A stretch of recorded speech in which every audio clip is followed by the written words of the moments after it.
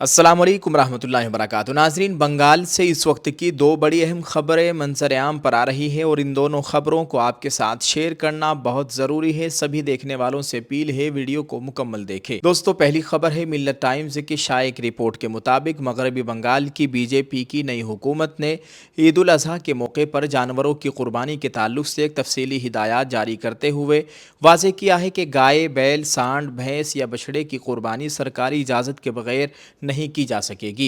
हुकूमती हिदायत के मुताबिक कुर्बानी की इजाज़त सिर्फ उसी सूरत में दी जाएगी जब मुताल्लिका नगर पालिका के चेयरमैन या पंचायत समिति के सदर के साथ सरकारी डॉक्टर मुश्तरका मंजूरी फराहम करे।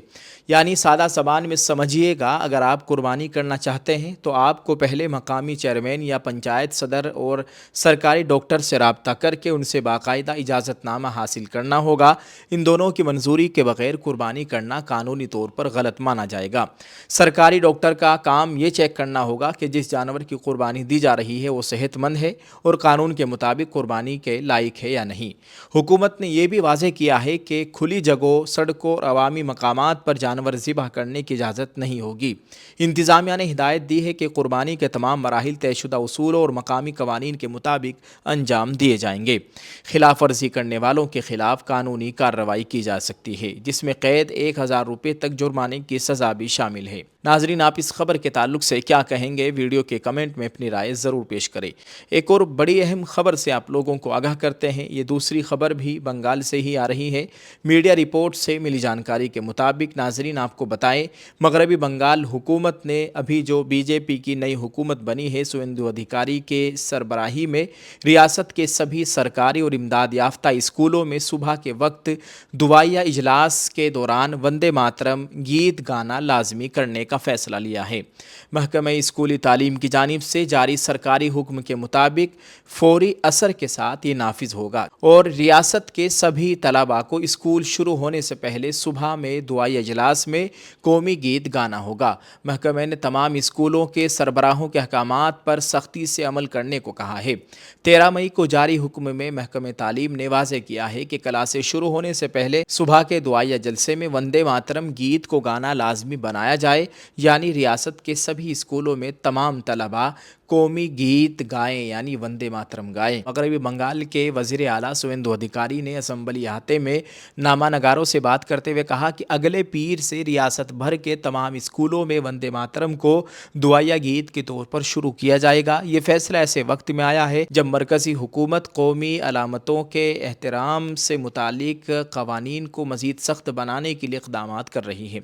मरकज़ी नेशनल ऑनर एक्ट 1971 में तरमीम की तैयारी कर रहा है, जिसके तहत वंदे मातरम गाने में रुकावट डालना काबिल सज़ा जुर्म बनाया जा सकता है। ऐसे में बंगाल हुकूमत के इस इक़दाम को सियासी और सकाफ़ती दोनों सतहों पर अहम करार दिया जा रहा है। वाज़ेह है कि अब तक रियासत के स्कूलों में बुनियादी तौर से कौमी गीत जन गण मन गाया जाता था। नाज़रीन, दुआया इजलास का मुस्तकिल हिस्सा बनेगा। इस फैसले के बाद कुछ असातिज़ा, तंजीम और स्कूल इंतज़ामिया की जानिब से अमली सवाल भी उठाए गए हैं। उनका कहना है कि स्कूल असम्बली में कौमी तराना, रियासती गीत और कौमी गीत तीनों को किस दौरान और कितनी देर गाया जाएगा, इस पर अभी और वजाहत की ज़रूरत है। नाज़रीन, आपको ये भी बताएं कि वंदे मातरम के हवाले से उलमा-ए किराम और मुसलमानों के तहफ़्फ़ुज़ात को हम चंद और सादा अहम निकात से समझ सकते हैं। इस्लाम का बुनियादी अक़ीदा यह है कि इबादत, ताज़ीम और बंदगी सिर्फ़ और सिर्फ अल्लाह के लिए है। वंदे मातरम का उर्दू में तर्जमा, ए माँ मैं तेरी पूजा इबादत करता हूँ। मुसलमानों का मानना है कि ज़मीन, मुल्क या किसी भी मिट्टी को माबूद का दर्जा देना या उसके सामने झुकना शिर्क, अल्लाह के साथ किसी को शरीक करना है, जो इस्लाम में सबसे बड़ा गुनाह है। ज़मीन को देवी का दर्जा, इस गीत में ज़मीन यानी मुल्क को एक देवी, दुर्गा, लक्ष्मी की शक्ल में पेश किया गया है और इसे कुदरत की मालिक बताया गया है। इस्लामी नुक्ता नज़र से ज़मीन अल्लाह की पैदा करदा एक मखलूक है, कोई इलाही ताकत या माबूद नहीं, इसलिए इसकी मजहबी पूजा करना ईमान के ख़िलाफ़ समझा जाता है।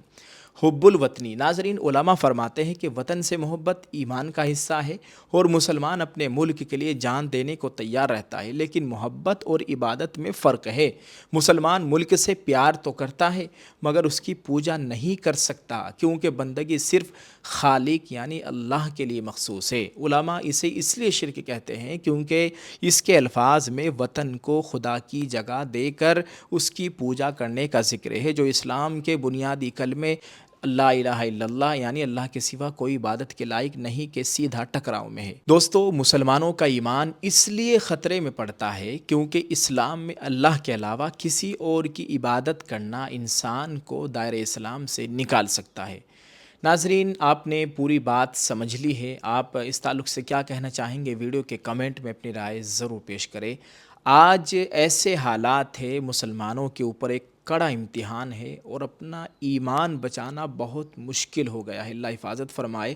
اب آپ غور کیجئے، جب صبح کو دونوں ہاتھ جوڑ کے ایسے یا ہاتھ اٹھا کے جب دعا یا کلمات کہے جائیں گے، وندے ماترم کو گایا جائے گا، وہاں ٹیچر مسلم بھی ہوں گے اور وہاں طلبہ مسلمانوں کے بچے بھی ہوں گے۔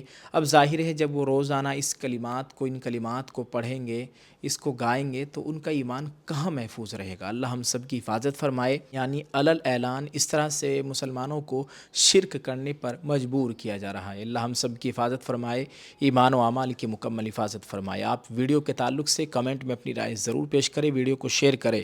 شکریہ۔ السلام علیکم ورحمۃ اللہ وبرکاتہ۔